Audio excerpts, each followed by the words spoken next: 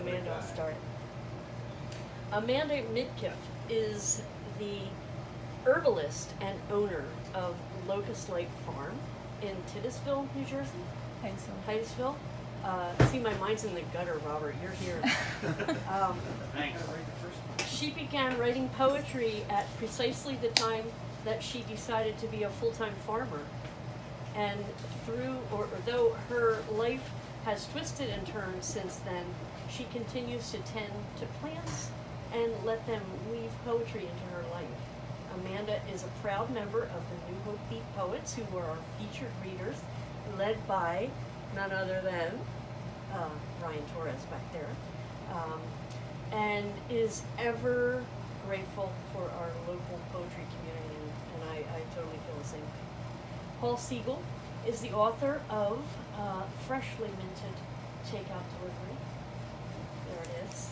And he is totally willing to sign it for you if you will buy it. It's Spundin Press, right? Sputtin Dival. It's in New York. Okay. Yeah. As well as Wildlife Rifle Fire. Hello, welcome. Come on in. We're just getting started. I'm reading our bios, and then we're going to start reading. So he's got another other book out, Wildlife Rifle Fire, Jammin' Bootleg, and Poem Emergency Room. So that's more than one other book. There's lots of books. Yeah. You have a job, man? Full time. Paul is a senior editor at Painted Pride Quarterly. That's not the job. And That's volunteer. that's not his full-time job.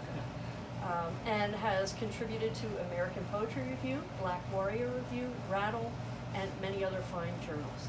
Kindly find more of his work and concrete poetry t-shirts at Reveler at ilevel.com.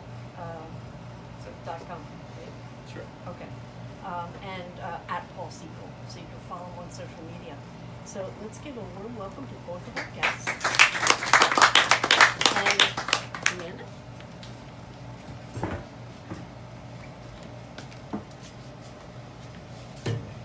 Hi friends, thank you all so much for coming. I don't usually introduce my poems, but I decided to make a concerted effort to do so tonight, since I guess that's the point of having just two people reading. So this first poem I wrote in response to a friend who came to see me read once at an open mic at a bar, and afterwards he said, "Oh, that was really good. I thought you were going to get up there and be like, the trees, the leaves, they fall." So I thought, challenge accepted. The leaves, they fall. Those last few that managed to hold on past Thanksgiving through that one cold snap and bout of snow, though the January wind should have taken them long ago. I promised not to hearken back to the time when the leaves first changed color and we all mourned the passing of summer and its sentimental warmth.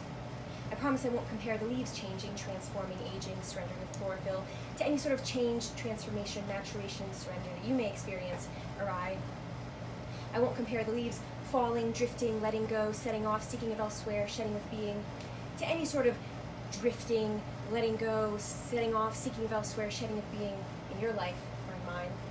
Let us make a pact right now to not speak of nature in those metaphoric terms. A tree certainly can't exhale now that its stomata are gone, cannot photosynthesize without those things that hold its chlorophyll, its xylem and phloem cannot draw up moisture from soil whose water is frozen. No exchange then between the air and the tree, between the sun and the tree, between the ground and the tree. Just that last transaction, when the branches give the leaves away to the ground, an effortless exhalation, and then stagnation. I won't talk about change, but I will talk about stagnation. It's what we wanted, right? Back when the chlorophyll first started to give way, we wanted pause, slowness, continued warmth, a prolonged inhale with no exhale in sight. It always feels so painful, doesn't it, the slow release of what once was beautiful? Painful for us, perhaps, but not for the tree, which hardly seems to notice. What was our pact again? Oh, right. I promise not to take the falling of the leaves so personally, promise not to see it as the last vestiges of hope or goodness or whatever beauty dropping from the tree. I promise not to sing of my own fear, my own pain of letting go, in an inverse echo to the tree's calm fluidity. I I promise not to craft an entire poem based on symbolic interpretations of nature and then relate it to whatever you might be going through. Not that I even really know those kinds of things about you, but I do know one thing. You count breaths, don't you? You count your own as you're sitting in silence, mindful of the rhythm of your inhale and exhale. You count others, noting their number and pace, making sure that that pace doesn't fail because if that rhythm were to cease, we wouldn't be very happy, would we? Not at all. So then why do we feel so sad when the leaves, they fall?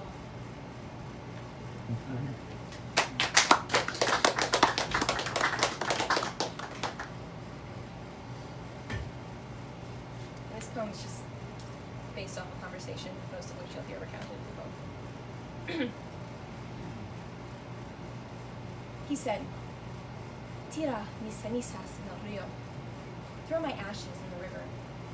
I, who have not immigrated, hear his words.